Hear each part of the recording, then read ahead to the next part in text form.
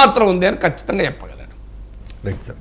రాజకీయాల్లో శాశ్వత శత్రువులు శాశ్వత మిత్రులు ఉండరంటారు. రాజకీయ అవసరాల కోసం ఎవరు ఎప్పుడు ఎలా కలుస్తారనేది అందరికీ తెలిసిందే, చూస్తూ ఉన్నాం కదా సార్ రాజకీయం. ఇక్కడ గతంలో నరేంద్ర మోదీని చంద్రబాబు నాయుడు చాలా అగ్రెసివ్గా విమర్శలు చేశారు. ఆయన భార్య గురించి కూడా మాట్లాడిన పరిస్థితి. అవన్నీ మర్చిపోయి ఇప్పుడు మోదీ బాబు కలిసే సూచనలు అయితే కనిపిస్తున్నాయి, సంకేతాలు వస్తూ ఉన్నాయి.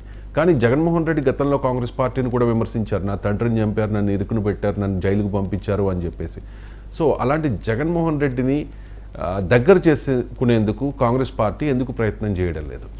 అంటే ఈ ప్రశ్న సహజంగా ముందుకు వస్తుంది. ఎందుకంటే బీజేపీ పాత మిత్రులను కలుపుకోవడంలో చూపుతున్న వేగం, కొత్త మిత్రులు తెచ్చుకోవడంలో చూపుతున్న ఆరాటం చూసినప్పుడు ఈ ప్రశ్న అనివార్యంగా వస్తుంది.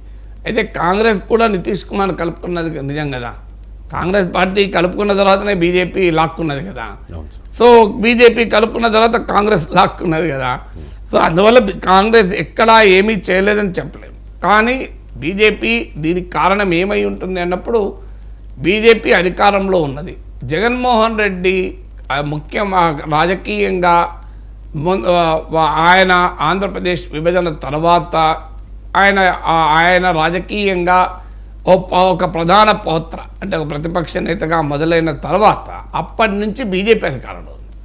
బీజేపీ అధికారంలో ఉన్న సమయంలో కాంగ్రెస్ ఎన్ని ప్రయత్నాలు చేసినా జగన్మోహన్ రెడ్డి కలిసి రాడు. ఇది కాంగ్రెస్ పార్టీకి తెలుసు. వాస్తవంగా మీరు అన్నట్లు జరగాలి. ఎందుకంటే 2014లో టీడీపీ బీజేపీ కలిసినప్పుడు మరో జాతీయ పార్టీ ఎటువైపు ఉండాలి? ఆటోమేటిక్గా వైసీపీ వైపు ఉండాలి. కానీ అప్పుడున్న నేపథ్యం ఏంటి? జగన్మోహన్ రెడ్డి కలవటానికి రెడీగా లేడు. కారణం అదేదో తనకు జరిగిన నష్టం ఈ రాజకీయాలు అవి ఉంటాయని కాదు. 2 కారణాలు ఉన్నాయి. ఒకటేమో రాష్ట్ర విభజన నేపథ్యంలో ఆంధ్రప్రదేశ్లో కాంగ్రెస్ చావు దెబ్బతిన్నది. కాంగ్రెస్ ఓటింగ్ 1% పడిపోయింది. అందువల్ల ప్రజల తీవ్రమైన వ్యతిరేకత ఎదుర్కొంటున్న కాంగ్రెస్తో, ప్రజల తిరస్కారాన్ని ఎదుర్కొంటున్న కాంగ్రెస్తో కలవడానికి జగన్ ఎట్టి పరిస్థితుల్లో ముందుకు రాడు. ఈలోగా జరిగిన పరిణామం ఏంటంటే మోడీ అధికారంలోకి వచ్చాడు. మోడీ అధికారంలోకి వచ్చాక ఈడీ కేసులో ఉన్న జగన్ కాంగ్రెస్తో కలుస్తాడా? కలిస్తే మోడీ ఊరుకుంటాడా? సో అందువల్ల మోడీ అధికారంలో ఉన్న సమయంలో ఈడీ కేసులున్న వాళ్ళంతా బీజేపీలో చేరుతున్నారు. మీరు అందులో సువేంద్ర అధికారి లాంటి తృణమూల్ నేతలు, ఉద్ధవ్ శివసేన నేతలు, ఎమ్మెల్యేలు, అజిత్ పవారు, ఇలా మీరు దేశంలో ఎక్కడైనా చూడండి ఈడీ కేసులు ఉన్నాయంటే వారు మోడీతో చేరుతారు. మీరు దేశమంతటా ప్యాటర్న్ ఇది. అందువల్ల అలాంటప్పుడు ఈడీ కేసులున్న జగన్, సిబిఐ కేసులున్న జగన్ ఎలా మోడీని కాంగ్రెస్లో చేరుతాడు?